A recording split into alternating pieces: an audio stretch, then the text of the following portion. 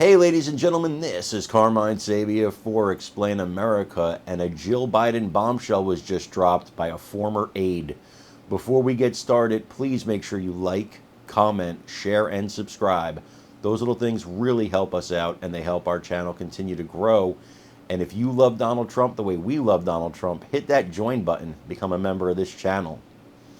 Guys, Jill Biden, I believe, is the driving force behind Joe Biden's candidacy. In fact, I think if not for Jill Biden, I think the president would have bowed out a long time ago. I think he would have stepped aside. I think another wife would have said, hey, look, I love you. It's time to retire with some dignity, some class. You've served this country for decades. It's time now to be with your kids and your grandkids and enjoy your golden years. Jill Biden, she's thirsty for power. She is thirsty for power. And according to a former aide, he believes that her and her aides are deeply involved in keeping Joe Biden in this race. Now, he tried to provide her some cover because he obviously still maintains a good relationship with her.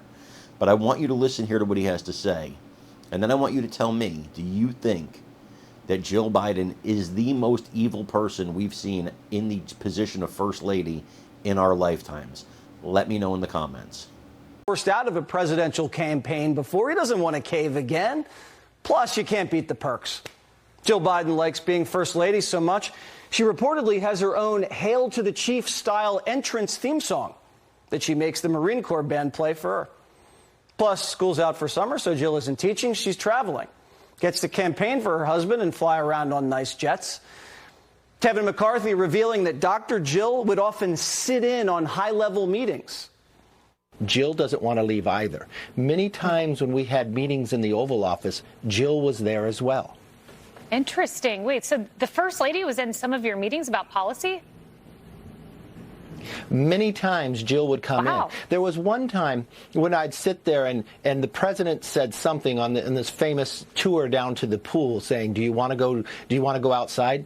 Jill turns very quickly when she hears that and says, no, they don't want to go outside, because she knew exactly what position he was in and what he was doing.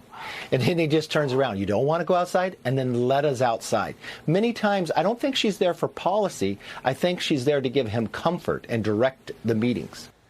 Former Jill Biden press secretary Michael LaRosa is back. All right, Mike, before we get to Dr. Jill. Hi, Jesse. Is Hunter really calling the shots?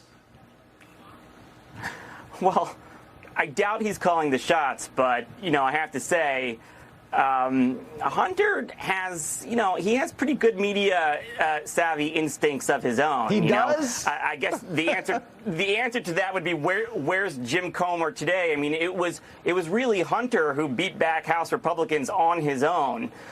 It was not with no help from the White House or the campaign, that's for sure. He was kind of left without any cover or air support.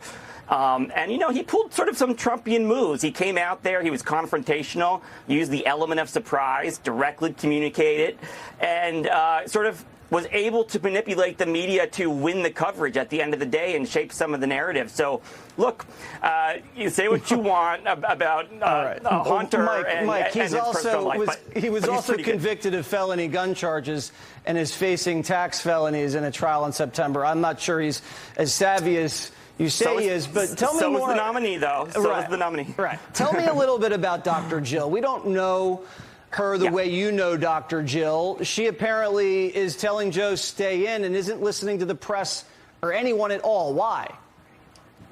No. So one thing that was so interesting about the George Stephanopoulos interview, when he said that if we lose, he will have given it his all, and he got a lot of flack for that, right? It reminded me so much of what happened in '87, because as soon as he dropped out that same day, he was going into a hearing to chair the Bork hearings. And this really was going to be like the next step for political rehab for him. Well, Jill was with him in the ante room, and she heard him say something very similar, like, well, at least I can go focus on this hearing now. And she cut him off and took him by the shoulders and just kind of told by the lapels and said, no, you have to go effing win. And because she knew that was sort of a rehabilitation moment for him. And, you know, they were driven from that campaign. And I think they learned a long time ago they were not going to let blind quotes or polls or pundits really push them out ever again. And I think that moment was scarring for them, Jesse. You know, she had never seen his character or his integrity attacked before.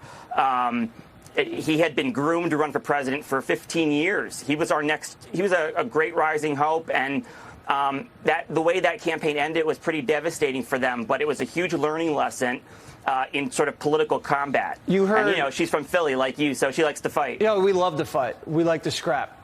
And we'll just do it for fun. We don't even care. Did you hear Michael Moore at the top accuse Dr. Jill Biden of elder abuse? What would Dr. Jill say to that?